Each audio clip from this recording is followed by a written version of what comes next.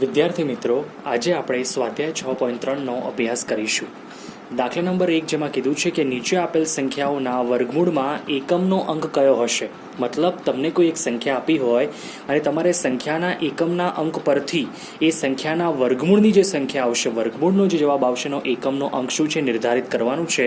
મેં અહીંયા યાદ રાખો પહેલાં લખેલું છે કે કોઈપણ સંખ્યાનો એકમનો અંક શું હોય અને એના વર્ગમૂળનો એકમનો શું આવી શકે. બરાબર, જેમ કે કોઈપણ એકમનો અંક સંખ્યાનો એકમનો અંક 0 હોય તો વર્ગમૂળનો એકમનો અંક 0 આવશે. કોઈપણ સંખ્યાનો જો એકમનો અંક 1 હોય તો તેનું વર્ગમૂળ કાઢતા એકમનો અંક 1 અથવા 9 આવી શકે. 2 હોય તો ડેશ, કેમ કે કોઈપણ સંખ્યાના એકમનો અંક 2 હોય તો એ પૂર્ણ વર્ગ હોય જ નહીં. 3 હોય તો એમાં પણ ડેશ આવશે, કેમ કે કોઈપણ સંખ્યાનો એકમનો અંક 3 હોય તો તે પૂર્ણ વર્ગ ન હોઈ શકે. 4 હોય તો એમાં એનું વર્ગમૂળ કાઢતા એકમનો અંક કાં તો 2 આવશે કાં તો શું આવશે 8 આવશે. 5 હોય તો 5 જ આવશે. 6 હોય તો 4 કે 6 આવે. 7માં આવે જ નહીં, 8માં પણ ન આવે. બરાબર, અને 9માં આવશે 3 કાં તો 7. તો આપણે યાદ રાખી લેવાનું છે. હવે પ્રશ્ન 1માં આપણને સંખ્યાઓ 4 આપી છે અને જેના પરથી આપણે એકમનો અંક લાવવાનો છે વર્ગમૂળના તેના. જેમ કે 9801 જેમાં એકમનો અંક શું છે 1, તો કોઈપણ સંખ્યાનો એકમનો અંક 1 હોય તેના વર્ગમૂળનો અંક શું આવશે એકમનો 1 કાં તો 9. પછી છે 99856 જેમાં એકમનો અંક શું છે 6, તો કોઈપણ સંખ્યાનો એકમનો અંક 6 હોય તો તેનું વર્ગમૂળ કાઢતા મળતી સંખ્યાનો એકમનો અંક 4 કાં તો 6 હોઈ શકે છે. પછી આપેલું છે તમને 9,98,001 જેમાં એકમનો અંક શું છે 1, તો કોઈપણ સંખ્યાનો એકમનો અંક 1 હોય તો તેના વર્ગમૂળના એકમનો અંક 1 અથવા તો 9 મળી શકે છે આપણને. એના પછી આપણને આપેલું છે 65 76 66 025 લાંબી એવી સંખ્યા આપી છે. એકમનો અંક શું છે 5, તો કોઈપણ સંખ્યાના એકમનો અંક 5 હોય તો તેનો વર્ગમૂળનો એકમનો અંક કેટલો આવશે 5 જ આવશે. તો તમારે આ યાદ રાખો છે, એકવાર જોઈ લેવાનું જેથી તમને સરળતાથી ખ્યાલ આવી જશે. હવે દાખલા નંબર 2માં કીધું છે કે કોઈપણ પ્રકારની ગણતરી કર્યા વિના જણાવો કે નીચેના પૈકી કઈ સંખ્યા પૂર્ણ વર્ગ નથી. બરાબર, હવે કોઈપણ સંખ્યા પૂર્ણ વર્ગ છે કે નહીં આપણે ગણતરી કર્યા વગર કેમનું ખ્યાલ આવે, તો આપણે એના માટે એના એકમના અંક જોવાના. બરાબર, હું તમને પહેલાં જ એની નોંધ છે બતાવી દઉં છું. નોંધ છે કે જે સંખ્યાના એકમના અંક 2, 3, 7 કે 8 હશે તે પૂર્ણ વર્ગ હોય જ નહીં. બરાબર, કોઈપણ સંખ્યાનો જો એકમનો અંક 2, 3, 7, 8 હશે તે પૂર્ણ વર્ગ ન હોય. પૂર્ણ વર્ગ સંખ્યા કોને કહેવાય? જેનું વર્ગમૂળ નીકળી શકે. જેમ કે આમાં તમને પહેલી સંખ્યા આપી છે 153, તો આપણે તરત પાડી દઈશું ના, કારણ કે એકમનો અંક શું છે 3 છે. 257 આપણે તરત કહી દઈશું ના, કારણ કે એકમનો અંક શું છે 7 છે. 408 આપણે કહીશું ના, કારણ કે એકમનો અંક શું છે 8 છે. પછીની ચોથી સંખ્યા આપી છે 441, એમાં આપણે હા કહી શકીએ કારણ કે એકમનો અંક શું છે 1. તો આપણે યાદ શું રાખવાનું કે જે સંખ્યાના એકમના અંક 2, 3, 7 કે 8 હોય તે ક્યારેય પૂર્ણ વર્ગ હશે નહીં. બરાબર, એટલે એકમના અંક પરથી તમને તરત ખ્યાલ આવી જાય. હવે તમે શીખશો વર્ગમૂળ શોધતા. બરાબર છે, વર્ગમૂળ શોધવા માટેની આપણી પાસે આ પ્રકરણમાં 3 રીતો છે. પ્રથમ રીત આપણે શીખીશું પુનરાવર્તિત બાદબાકીની રીતે વર્ગમૂળ, કે કેવી રીતે આપણે વર્ગમૂળ લાવી શકીએ પુનરાવર્તિત બાદબાકી. જેમ કે પહેલી સંખ્યા આપી છે એમાં 100, કે 100નું મારે વર્ગમૂળ શોધવું છે. બરાબર, આપણને સીધો ખ્યાલ જ છે કે 10નો વર્ગ કેટલો થાય 100, તો 100નું વર્ગમૂળ 10 આવવાનું છે.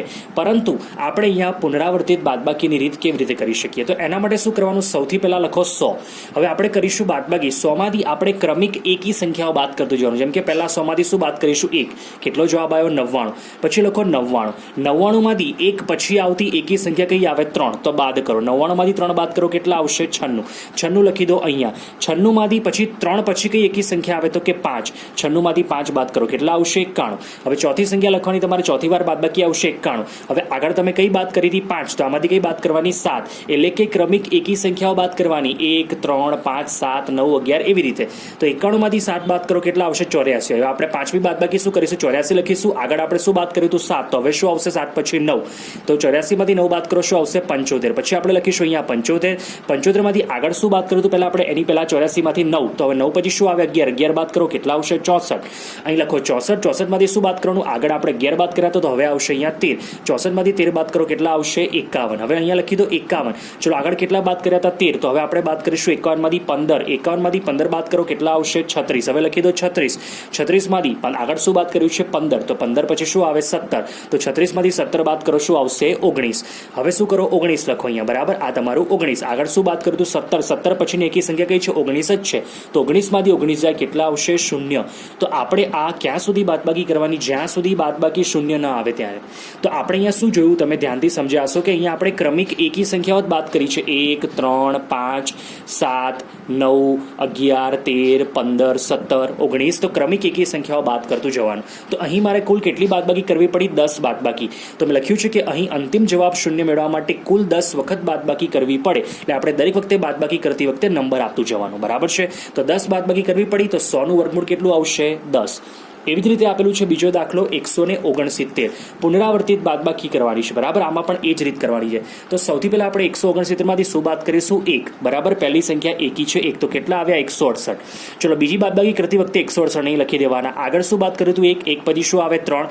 168 માંથી 3 બાદ કરો કેટલા આવશે? 165. પછી છે 165. બરાબર છે? એમાંથી તમારે શું બાદ કરવાનું? 5. કેમ કે આગળ તમે 3 બાદ કર્યા હતા. 165 માંથી 5 બાદ કરો 160. હવે ચોથી બાદબાકીમાં 160 અહીંયા આવી જશે. આગળ 5 બાદ કર્યા. 5 પછી આવે 7. તો 160 માંથી 7 બાદ કરો 153 આવશે. 153 અહીંયા લખી દો. આગળ 7 બાદ કર્યા. 7 પછી આવે 9. 153 માંથી 9 બાદ કરો 144 આવશે. 144 અહીંયા લખી દો.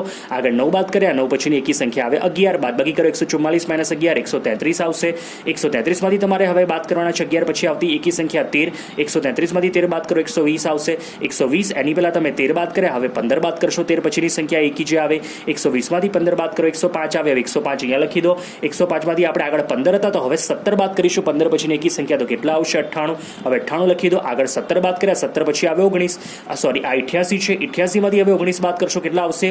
69. હવે લખી દો 69. એમાંથી તમે 19 પછી કઈ સંખ્યા આવે? 21 એકી. તો આપણે બાદ કરીશું એમાંથી 48 આવશે. હવે લખી દો 48. એમાંથી આગળ 21 તો 23 બાદ કરીશું કેટલા આવશે? 25. હવે લખી દો 25 અને 23 પછી પણ કઈ એકી સંખ્યા આવે? 25. તો 25 માંથી 25 બાદ કરો આવે 0. તો આપણે શૂન્ય લાવતા કુલ કેટલી વખત બાદબાકી થઈ છે? અહીંયા 13. તો લખીશું અહીં અંતિમ જવાબ 0 મેળવવા માટે કુલ 13 વખત બાદબાકી કરવી પડે છે. એટલા માટે 169 આ વર્ગમૂળનું ચિહ્ન છે. 169 વર્ગમૂળમાં બરાબર શું આવશે? 13. બરાબર? તમને ખ્યાલ આવી ગયો છે ને? હજી પણ કોઈએ ચેનલ સબસ્ક્રાઇબ ના કરી હોય તો સબસ્ક્રાઇબ કરી લેજો. તો તમને સમયસર વિડીયો મળતા રહેશે.